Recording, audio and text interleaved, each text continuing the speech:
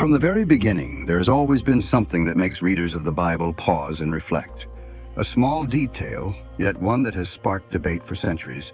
How could Cain, the first son of the primal couple, have taken a wife? If at that time humanity had only originated from Adam and Eve and a few children whose names were recorded, then where did the woman who became Cain's wife come from?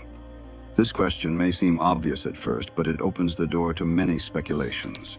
Hidden behind the story is not only the marriage of an individual, but also the explanation of how mankind multiplied, spread, and built the first community on Earth. Just a few lines in the book of Genesis seem simple, but if we read carefully, we realize there are many silences, many unnamed figures, and even meanings hidden behind that silence. To understand clearly, we must return to the beginning. The moment Adam was formed from the dust, Eve was made from a rib, and the first generations began to write the history of humankind. From there, clues about Cain's wife and the lesser-mentioned daughters gradually emerge. Before continuing on this fascinating journey, leave the number 777 in the comments if you want to explore the truth. And don't forget to press like and subscribe to follow along in the next parts. Back to the beginning of human history. After creating the universe, the Lord God formed a body from the dust of the ground and breathed the breath of life. So Adam became the first man. In that moment, life on earth entered a new chapter. But God said, "It is not good for the man to be alone." So in Adam's deep sleep, he took a part from his rib and made a woman. That was Eve, the first partner and the foundation of the human family. The union of Adam and Eve was not just marriage, but also a sacred covenant. From then on, mankind would live with love, with family, and with responsibility toward one another before the Creator. They were placed in the Garden of Eden, where rivers of fresh water flowed, trees bore abundant fruit, and the presence of God was always near. That was the origin of happiness, of a pristine world without sin. But along with freedom, mankind also had to face trials. And from the first choices of Adam and Eve, long-lasting consequences opened for all humanity. It was in that context that the story of Cain and his mysterious wife later became clear. After leaving the Garden of Eden, Adam and Eve began to have children. Among them, the two most mentioned are Cain and Abel. Cain chose farming, tied to the soil and the harvests. Abel became a shepherd, spending his days among the flocks under the vast sky. Though they grew up in the same family, their characters and lifestyles were different. Cain often relied on his labor to seek results, while Abel focused on offering to God the purest and best from his flock. When both brothers brought offerings, Cain presented produce from the fields, while Abel chose the firstborn and fattest of his sheep. The Bible records that the Lord accepted Abel's offering, but did not accept Cain's. That decision stirred resentment in Cain. Instead of seeking the reason, jealousy and pride grew in him. His face darkened, his smile faded, and a hidden storm arose in his mind. Seeing this change, the Lord warned Cain, "If you do what is right, will you not be accepted? But if you do not do what is right, sin is crouching at your door. It desires to have you, but you must rule over it." It was a merciful reminder, giving Cain a chance to reflect and repent. Yet instead of listening, Cain let jealousy overcome him. One day, he invited Abel out to the field. In a desolate place with no witnesses, Cain let his anger control him and committed a grievous act against his brother. Abel's death was not only a family's loss, but also left a wound in human history. This story portrays the destructive power of envy and warns of the consequences of letting negative emotions rule mankind. After the tragic event, Cain neither confessed nor repented. He remained silent, avoiding the truth. But the Lord, who sees all, spoke, "Cain, where is your brother?" That question was not to seek information, but to open a way for Cain to return, a chance to confess. Instead of admitting, Cain replied coldly, "I don't know. Am I my brother's keeper?" Those words revealed not only falsehood, but also indifference and irresponsibility. Cain had lost not only his brother, but also the compassion within himself. At that time, the cry of Abel is described in the Bible as rising from the ground that had drunk the blood of the innocent. The Lord said, "What you have done cannot be hidden. Your brother's blood cries out to me from the ground." This was the moment his justice was revealed. The judgment on Cain was declared. The land would no longer yield crops under his hand. From then on, Cain would have no home, living a life of wandering across the earth.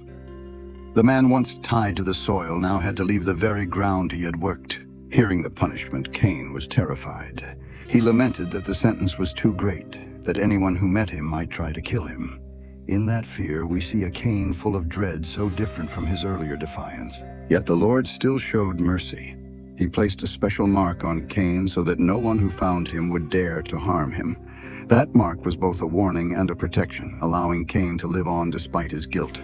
From then, Cain went out from the presence of the Lord and settled in the land called Nod, east of Eden. The name Nod means wandering, reflecting his destiny, a life of drifting far from his origin and the peace he once knew. Here, the Bible records an important detail. Cain took a wife. Though her name and origin are not mentioned, this shows that mankind had begun to multiply from the first family, Adam and Eve. Some ancient writings, such as the Book of Jubilees, suggest that Cain's wife may have been one of his sisters or nieces. Cain's wife bore him a son and named him Enoch. Having a child not only continued Cain's line, but also marked a turning point. From a condemned wanderer, he became the father of a new generation. Not stopping there, Cain built a city, and he named it after his son, Enoch. This was the first time the Bible mentions the formation of a city. This act was a declaration. Though cursed to wander, Cain was determined to take root and leave a legacy for posterity. Cain's building of a city also reflects a major shift in human history. From a nomadic life tied to land and flocks, people began establishing settled communities where families lived and worked together. Yet behind that city loomed the shadow of Cain, the one who caused the first death in history. The city of Enoch thus symbolized both the beginning of civilization and a reminder of human sin and imperfection. From the story of Cain's family and his son, a great question arises. If Adam and Eve were the first couple, then who was Cain's wife? This question has long been debated among scholars and Bible readers alike. A clue appears in Genesis 5:4, which says that Adam not only had Cain, Abel, and Seth, but also other sons and daughters. Though these names were not listed, this detail suggests that Cain may have married someone from within his extended family. In the context of the earliest days, this was not considered wrong. Rather, it was the only way for humanity to survive and grow when the earth had only one original family. Marriages between siblings or close relatives were necessary for mankind to multiply and spread. Alongside explanations based on the Bible, some extra-biblical writings, such as the Book of Jubilees, also mention the daughters of Adam and Eve, some of whom are said to have been Cain's wives. Though these sources are not canonical, they help fill in the gaps left by the biblical text. In addition, another noteworthy detail appears when Cain lamented to the Lord, "Whoever finds me will kill me." Genesis 4:14. This statement shows that Cain himself believed that beyond his own family, others existed who could pose a threat to him. This has led some to speculate that even in the earliest times, the population was larger than we usually imagine. However, the Bible does not delve into that detail. The focus of the story is not to list every character, but to emphasize the sacred meaning. That mankind, though beginning from a single couple, was destined to grow and spread across the earth, according to the command, "Be fruitful and multiply and fill the earth," Genesis 1:28. After noting the possibility that Cain took one of his sisters or nieces as a wife, we need to place this in the broader context. In the early stage, humanity had no concept of nations, tribes, or large communities. Everyone descended from a single family. Thus, marriage within close kin was the natural way to preserve life and expand humanity. The Bible later shows other cases illustrating this reality. Abraham, called the father of Israel, married Sarah, his close relative. Isaac, his son, also married Rebekah, a relative within the family. Jacob, Abraham's grandson, married Leah and Rachel, his uncle's daughters. These connections show that intrafamily marriage was common in the early days to preserve lineage and uphold faith. Only many centuries later, when the population had grown, society developed, and genetic risks arose, was the law of Moses given, clearly forbidding incestuous marriage. This change was not a contradiction, but a step appropriate for each stage of humanity. Thus, Cain's marrying within his kin was not unusual in the early context. On the contrary, it was the only way to fulfill the blessing God gave to Adam and Eve, to be fruitful, multiply, and fill the earth. This story not only explains a historical detail, but also shows the wisdom in each stage of the divine plan. When we reread Genesis, we see the main characters often focus on the sons, Cain, Abel, and later Seth. Yet the Bible affirms that Adam and Eve had sons and daughters, Genesis 5:4. This means that alongside the named ones, there were many daughters, though their names were not recorded. These daughters were the essential bridge for humanity's continuation and growth. Without them, there could be no unions to form the next generation. However, their omission reflects a common feature of ancient texts, emphasizing male lineage in genealogies, while women's roles were recorded less often. Yet, though overlooked in the text, their role was foundational. They were the first mothers who helped shape life on Earth. Each generation born from them was proof that the creation story was not only about the main characters, but also about silent figures indispensable in mankind's journey. From this perspective, we see that the Bible's silence does not mean absence. Rather, it urges readers to reflect. Often those least mentioned hold crucial roles. The unnamed daughters of Adam and Eve, though not recorded, were part of the foundation on which humanity was built. Since the canonical Bible does not mention the names of Adam and Eve's daughters, some extra-biblical writings try to fill that gap. One of these is the Book of Jubilees, also called the Little Genesis. Though not part of the canon, it has been respected in some Jewish and Christian traditions for adding details to the origin story. According to this book, Adam and Eve had two daughters named explicitly, Awan and Azura. Awan is often mentioned as Cain's wife, while Azura is said to be Seth's wife. These details make the story fuller, explaining whom Cain married and how Seth's line continued. Interestingly, these names were not merely filling gaps, but carried symbolic meaning. Awan, according to some ancient interpretations, may mean strength or trial, reflecting her identity linked to Cain, the man marked in history. Meanwhile, Azura evokes the pure blue of the sky, or a precious stone symbolizing purity and hope. The appearance of these names shows that from very early on, people were curious, asking questions, and seeking answers for the gaps in the original text. Though not considered canonical, these records reflect the effort of faith communities to understand more deeply the creation story and the roles of lesser-mentioned figures. From the two branches of Awan and Azura, human history opens into two paths, one marked by Cain with conflict and ambition, the other through Seth, beginning the tradition of faith and worship. Though different, both reveal the complexity of humanity, capable of sin, yet also able to return to righteousness. It is noteworthy that the daughters, often forgotten in the original text, were in fact indispensable links for humanity's continuation. They were silently present, but their role was crucial, ensuring that the first family did not end in tragedy but expanded into a community and eventually a civilization. Looking deeper, we see that the story of Cain, Seth, and the sons and daughters of Adam and Eve is not only about the birth of a family, but also reflects the journey of humanity, always standing between choices, facing darkness, yet seeking light. From those earliest steps, the history of human religion, culture, and society gradually took shape. When we carefully observe the lines of Cain and Seth, we see a stark contrast. Cain's line represents the desire for self-assertion, building cities and laying social foundations, but bearing the mark of sin and estrangement from God. Meanwhile, Seth's line followed another direction, toward faith, worship, and maintaining the sacred connection with the Creator. This parallel shows that from the beginning, humanity lived in tension. One side pursuing power, material wealth, and conquest, the other seeking spirit, morality, and purity. These are not two separate stories, but two sides of one reality, reflecting mankind's timeless choices in history. From Cain, we see achievements like the first city and the dawn of civilization, yet also insecurity and inner darkness. From Seth, we see the beginnings of generations who prayed, who called on the name of the Creator, opening a spiritual tradition for humanity. This contrast is not only history, but also a lesson. Between building and faith, between achievement and responsibility, what truly endures? The simultaneous existence of these two lines shaped the long course of humanity.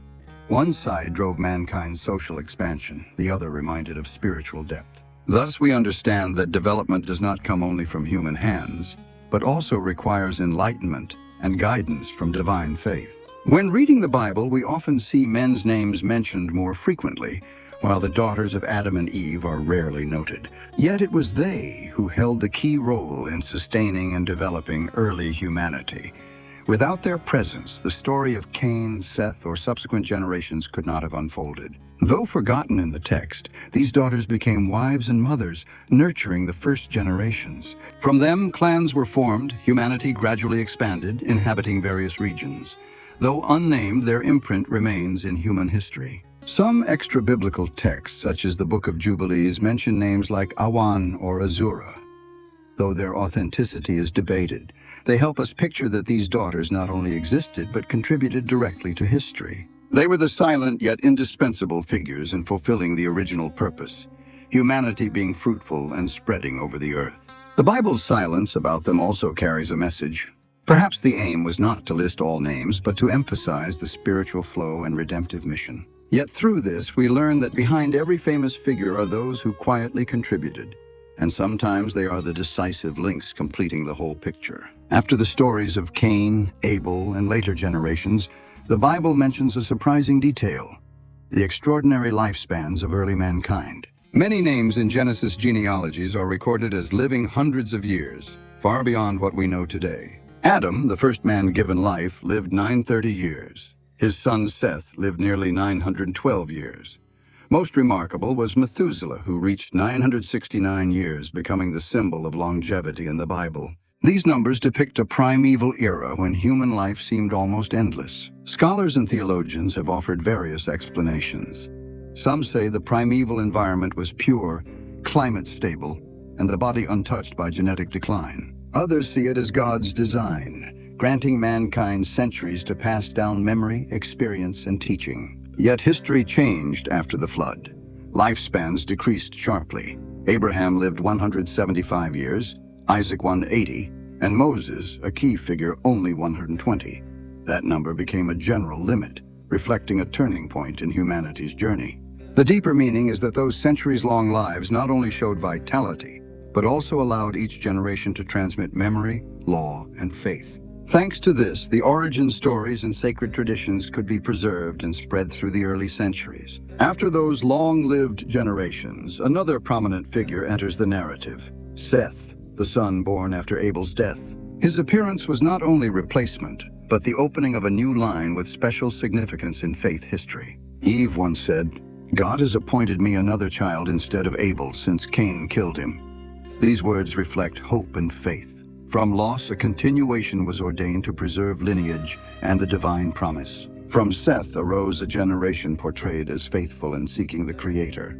His son Enoch marked a crucial milestone. Humanity began to call on the name of the Lord. This was the shift from mere existence to spiritual life, when mankind sought higher guidance. Over time, this line stood in contrast to Cain's. If Cain's descendants built cities and pursued creation while drifting from faith, Seth's were depicted as devoted to worship and belief. These two streams were like two paths, one toward power and ambition, the other toward devotion and faith. Thus, from Seth's line came a narrative leading to figures like Enoch, who walked with God and was taken, not experiencing death, and Noah, chosen to preserve mankind through the flood. From Seth's line, a redemptive lineage began. Among Seth's descendants, one name stands out: Enoch. He is remembered not only for his years, but for a rare and extraordinary detail making his life unique. Enoch is described as one who walked with God. This brief phrase holds profound meaning. A man who lived in closeness with the divine rather than only the daily life of earth. While others lived centuries and then died, Enoch's end was entirely different. Genesis records: he was no more, because God took him away. This was the first time in history that a man did not experience death as usual. This event prompts reflection. Was it a reward for a life of faithfulness, or a sign that man could draw so near to God as to transcend natural law? However understood, Enoch's life proves that faith can touch not only the soul, but even a person's destiny. Later tradition says Enoch knew many mysteries, possessed special wisdom, and even wrote what he witnessed. Yet the key message is about divine closeness. Living fully in faith can bring a unique ending unlike any other. From Enoch, the story continues to later generations, including Methuselah, the longest-lived man in the Bible, and Noah, central to the flood. This genealogy shows clearly: from Seth's line, a path of faith was maintained and passed down. After Enoch, the genealogy continues with his son Methuselah. Methuselah is recorded as the longest-lived man in the Bible, making his name a symbol of endurance. Methuselah lived 969 years, nearly a millennium. This astonishes many, as it is hard to imagine such a lifespan. Over centuries, he saw many generations, becoming a living witness to humanity's rapid expansion. Methuselah's life was not only long, but tied to a key moment. He was Noah's grandfather, chosen to save humanity and creatures through the flood. Thus, Methuselah was both a bridge and a witness to two worlds, before the flood and the preparation for a new beginning. Interestingly, the year Methuselah died was also the year of the flood. Though not directly stated, many scholars see his death as closing one era and opening a divine shift. Through Methuselah, we see longevity as more than numbers. It symbolizes the time when man was close to original perfection, before limits were imposed by history. And from Methuselah, the focus shifts to Noah, his descendant. If Methuselah marked the end of a long age, Noah was the beginning of a new one. After Methuselah, attention turns to Noah, a central biblical figure. Noah was not only the descendant of Seth and Methuselah, but also the man chosen for a special mission as humanity sank into sin. The Bible says the world then was full of violence and corruption. Men strayed far from righteousness, filling the land with injustice. Amid this darkness, Noah stood out. He was called a righteous man among a fallen generation. Noah's lifespan was also striking, reaching 950 years. He lived long enough to witness the greatest events of early history. But more importantly, his life became the turning point that changed mankind's destiny. Noah's story is tied to the great ark he built at God's command. Though mocked by his contemporaries, he persisted. That ark saved not only his family, but also preserved creatures, giving humanity a chance to start again. Noah is a vivid example of faith and obedience. In a rebellious world, he remained steadfast, clinging to the divine command. It was precisely this difference that carried Noah and his family through the flood, opening a new chapter for the human race. From Methuselah's closing of a long era to Noah's opening of a new beginning, the story shows an unbroken flow, from endurance to renewal. It reminds us that no matter how far mankind falls, there is always hope to start again if we return to the right path. After the flood, humanity consisted only of Noah and his wife, his three sons Shem, Ham, and Japheth, and their wives. From that small family, mankind once more began to spread and build the world. Noah's three sons held crucial roles, for from them the nations arose. Shem is often noted as the ancestor of many peoples of the East, including the line leading to Abraham. Ham is associated with peoples of Africa and Canaan. Japheth is regarded as the ancestor of many European and northern peoples. Thus, from a small starting point, humanity divided and expanded to the four corners. This story not only explains the diversity of nations in the Bible, but also shows a grand plan. From Noah, mankind entered a new era bearing both hope and trial. Though each lineage had its own traits, they shared a common root from Adam and Eve, extended through Seth and continued in Noah. This affirms an important truth. Humanity, though scattered across regions, shares one origin. In the line of Shem, Noah's son, there later appears Abraham, called the father of faith. From Abraham, the journey leading to the formation of great nations and religions unfolds, proving the continuity of the divine plan through the generations. Thus, Noah's role did not end with saving mankind from disaster. He also laid the groundwork for communities, civilizations, and the long story of faith, obedience, and mankind's relationship with the Creator. Looking closely at the two earliest branches of humanity, we see a stark contrast. On one side is the line of Cain, linked with sin, disobedience, and violence.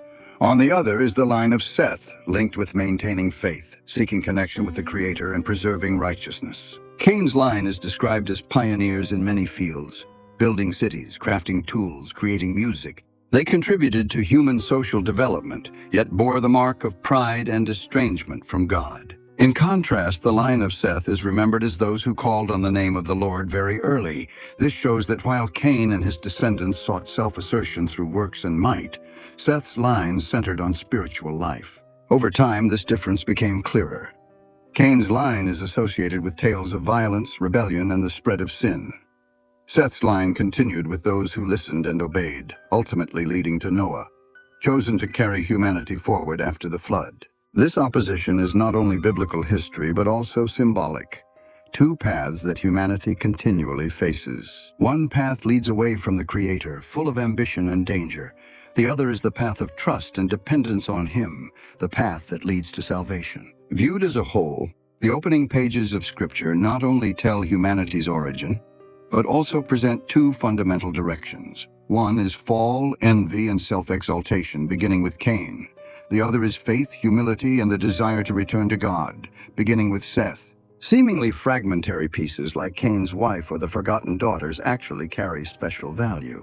They remind us that mankind's story is not centered only on a few named figures, but is woven by countless ordinary people, those essential to the flow of history. Thus, we learn that each person, even if not recorded in books, still bears important impact in the Creator's grand plan.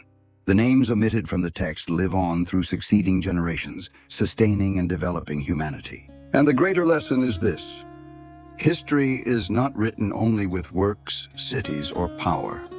It is also written with faith, obedience, and faithfulness. These are the true foundations for humanity's survival and meaning. If this story has given you something new, leave a comment and share your thoughts. Don't forget to like and subscribe so we can explore many more captivating journeys from the ancient pages together.